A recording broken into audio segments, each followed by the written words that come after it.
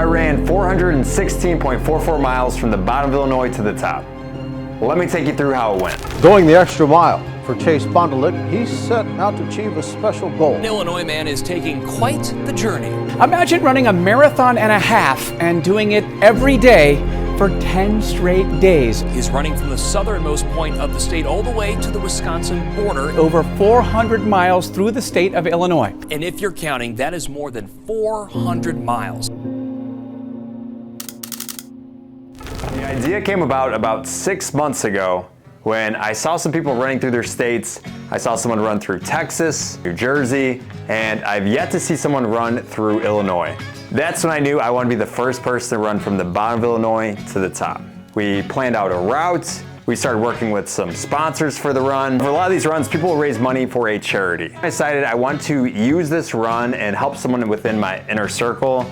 And that's when the idea of my mom came into play. My mom would make dinner for us and sometimes she wouldn't eat or give us her last dollars if she had. I feel like I've gotten a lot of my, pain tolerance and just ability to push through from her. As a single mother, Chase always wanted to give back to her.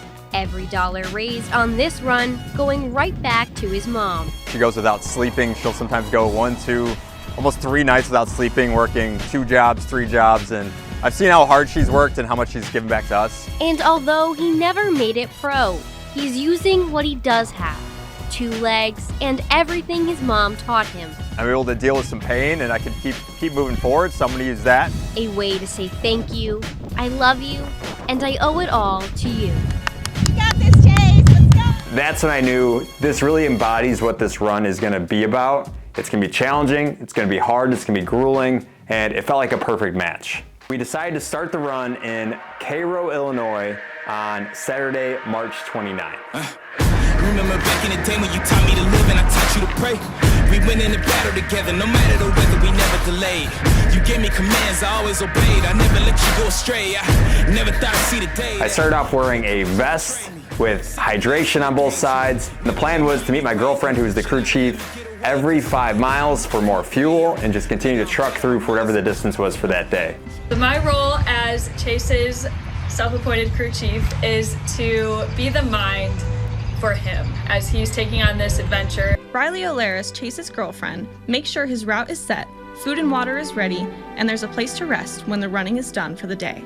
It's a big piece of the support that Chase has felt on his statewide trip. I started in Cairo, Illinois, and there were a few things that ended up being huge problems that I did not anticipate. One of them being dogs running after me, and 2 being the wind.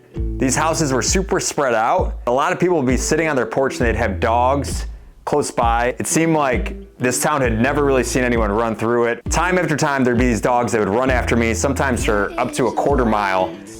We're about 10 miles into day 1 of the run. So far I've seen about 10 cars total. So not much action on the road. Temp is perfect. It's about 70 degrees, nice and cozy. A little bit of drizzle at the beginning. I did just get chased by a dog for like a quarter of a mile.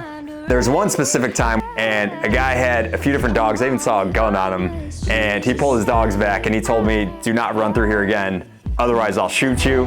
And that had me pretty rattled. And that was just like an hour into the first day. It rained a bit, it was hot, it was humid. I was going through fluids like crazy, 2 to 3 water bottles an hour.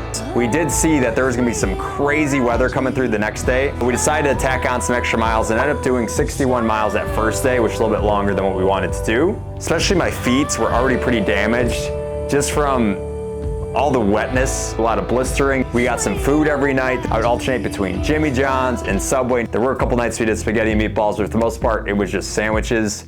Our routine in the mornings consists of waking up at 5, taking down oatmeal, getting some Imodium in, shower, getting down some Gatorade, and then heading to the location. Right around sunrise is when we take off. I'd have my fuel with me and just try to cover as much distance as we could. That second day, we were cruising. I was feeling really, really good. There were some crazy storms coming our way. I was doing my best to not look at the weather app at all. I was just letting my crew chief handle it all. Eventually it was getting really bad. The winds were picking up. My phone almost flew out of my hand. I called my girlfriend. I'm like, hey, we gotta stop. She swooped me up. Tornado warnings for the exact road I was on, which I've never seen. We ended up stopping at a Dollar Tree in the parking lot. We bought cardboard to put it all over the windows. It was hailing like crazy. The winds were nuts. It was a pretty brutal second day. That kind of was the norm, was these high winds. Day 3 and day 4 went very smoothly. Day 5, huge mistake. I was wearing the same shoes, the Mount Coast R1s, for the first 4 days. My feet were blistering like crazy. The only parts of my feet that weren't blistered were the tops of my feet. You want a shoe with a heel to toe drop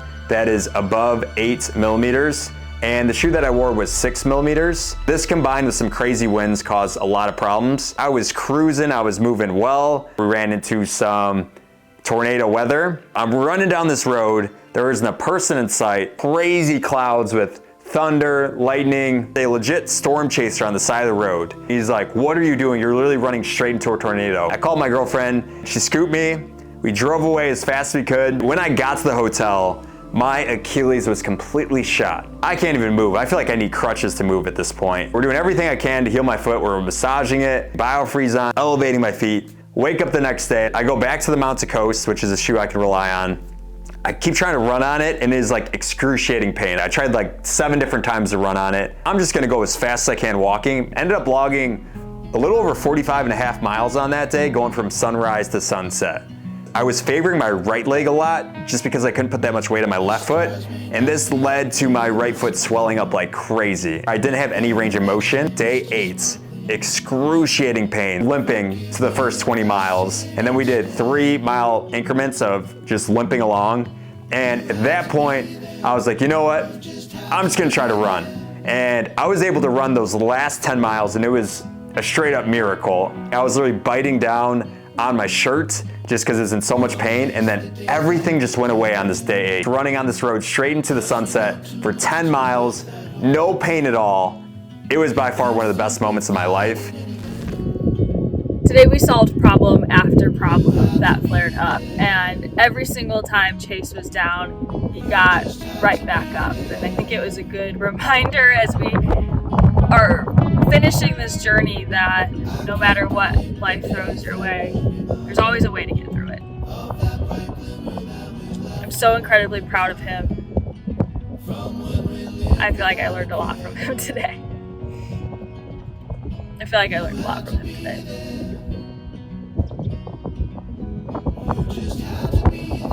He has had such a rough couple of days, and something flipped. Today something flipped. I definitely think he's still in pain. But look at him go. It's insane. My girlfriend and her mom were in disbelief that I was even running. They were just like in shock. The next day, back to square one with how much pain I was in. My girlfriend was driving in front of me, and I looked like a zombie just like running behind her, just dragging my right leg. We only got 35 miles on day 9. We got 1 day left. Wake up the next day, and it is the worst it has been all week. I take my very first step of the day, everything locked up to the point where I couldn't even move. I put inserts in my shoes to lift my heels up a little bit. We put these compression sleeves on. I just start running. 50-mile-per-hour wind straight at my face this entire last day. I've got a mask pulled up over my face. I've got sunglasses on just to block the wind, and able to get about 6 miles in to where the pain is like so excruciating. So from there, I was just like cycling through shoes. And I actually ended up going with the Mount Coast P1, which is a 10-millimeter heel to toe drop. And this is a shoe that I only brought with me to wear to walk into the hotel, and we just chipped away at that distance the entire day. I ended up doing some miles with my sister, ended up doing the last 10 miles with my girlfriend. We covered the 416.44 miles going from Cairo, Illinois, all the way up to Beloit, Wisconsin. No tears, no crazy emotions, it was just relief. We lived like several lifetimes in those 10 days. There were so many ups, so many downs, but the fact that it was so hard in the beginning made it so much greater, just added to the story of like how much better it felt to actually accomplish it. I'm no different than anyone else. I am a very average athlete. The saying goes, every journey begins with the first step. I got kind of addicted to that feeling of putting something out there that's very challenging that I don't even know if it's possible, and just finding a way to get it done. In terms of fuel, what I took down, so for most days I was taking down bonk breakers, I was taking down honey stingers, I was taking down carb bars, I was doing a lot of gels, kind of mixing up. And then the last day I did a lot of PB&Js. About every 8 hours I'll do a protein shake. I was taking in some liquid electrolytes. I would alternate that with water. I'd usually do anywhere from 7 to 14 ounces of liquids per hour, and then I would do anywhere from 2 to 4 salt stick pills on top of it. Salt stick's huge because you got 215 milligrams of sodium per pill. I usually shoot for anywhere from like 800 to 1,000 plus milligrams of sodium per hour. So what did I learn from this entire journey? First is you can rely on others. A lot of times I've just kind of depended on myself. With this race, I relied on so many people. I relied on God. Times where I was really struggling, I was praying every day, and He was performing miracles all week and just finding ways to help me get it done. I was relying on my girlfriend, who's my crew chief. My mom helped me on the journey. My sister helped me. My girlfriend's mom helped me. I was making calls. I was talking to friends throughout the run. I saw my Uncle Nate on the journey, my Uncle Dick. I saw so many different people on this journey, and it just really helped me get this goal accomplished. Second thing I learned is a mantra that I've used for all my races, which is get it done now or you gotta do it again. Third thing I learned on this journey is ultra running really is just problem solving. The first solution may not be the right one, but keep trying to do something until it works and then roll with it. Did you want to quit? Truthfully, no. Because I knew this was the goal at hand. I knew what I was doing it for. I knew what the why was. And I knew no matter what, we'd find a way. The only option was we're gonna find a way to get this done. I don't know what it's gonna take. I don't know what the tools will be, but when there's no other option, you'll find a way. Something that I've really learned from my coach, he does backyard ultras, which I've discussed a little bit in other videos. So if you wanna look back at some of my other videos, you'll see a little bit more about what the backyard ultra entails. But with the backyard ultra, there's only one winner and everyone else did not finish. His mindset going into every one of these backyard ultras is, I'm gonna win. And a lot of people go in these backyard ultras with the mindset of, oh, I'm gonna shoot for this distance, but I also wanna win, or I'm gonna shoot for this goal, but I also kinda wanna win. It's either one or the other. If your goal is you're gonna hit a certain distance, if the race goes further, your body's already telling you like, okay, we're good. We could stop here, we hit what I wanted to. But only give yourself one goal and either hit it or you fail. That's really how I approach this. That was the only option was to get it done. Looking back on this, would I do it again?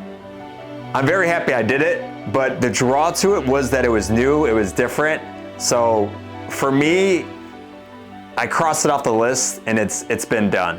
Now would I do something similar to this? Would I run a different road race like this? Absolutely. My coach, Sam Harvey, he helped me out a ton. He's helped me with training for all these races. He helped me win my backyard ultra. He helped me run 200 milers, he's helped me run a 100 miler. He's helped me PR in my marathon, and he's been super helpful along the way. I gave him a call and he gave me some good tools to help with my Achilles pain and help with some of the swelling. Hunter, he was huge. He was a friend that I met through social media. He just DM'd me right for the race. He's like, hey man, like you ever need anything, give me a call. And I gave him a call when I was facing all of the struggles with the trucks coming through, and he gave me some really good tips. He was like, hey, just take it easy for a little bit, get some food and you rest, and then you're good to get back on the road. One other person I gotta give a huge thank you to is my girlfriend who crewed me the entire way. It was a massive undertaking. We both knew it'd be a big job, but it is even bigger than what we even anticipated. She was in a car for 10 days, helping me along the entire journey, was helping like book hotels, was helping me with the route. She really took on a lot of stuff. It took a lot of brain power and it was very exhausting. Just as exhausting mentally as it was for me physically. So definitely huge thank you to her. Looking back, it's clear that the obstacles weren't just part of the journey, but they were what made it meaningful. We did it. Cairo, Illinois to Beloit, Wisconsin. Started to see people run through their states more frequently. And to my knowledge, I haven't seen anyone run through Illinois from bottom to top. And I was doing some research and I couldn't find it documented anywhere. So 28-year-old Chase Bandelik decided to give it a shot, kicking off the over 400-mile run March 29. Good morning. Today is day one of Chase's run through Illinois. I just sent him off. Bandelik's girlfriend Riley did much more than document the journey on social media. She is keeping track of my fueling. She's making sure my route was on track, making sure I'm going the right way. She's constantly like checking in at night. The longtime runner says no, it was not easy. There's just so much pain that you have to battle through. Which he did for 10 days before completing the run Monday in Beloit, Wisconsin. His family and friends helped cheer him to the finish line. Give me some words. We did it. Where is he? Look at him. Cairo, Illinois. Hi. We did it. We just got home. Now what do we do? Crazy.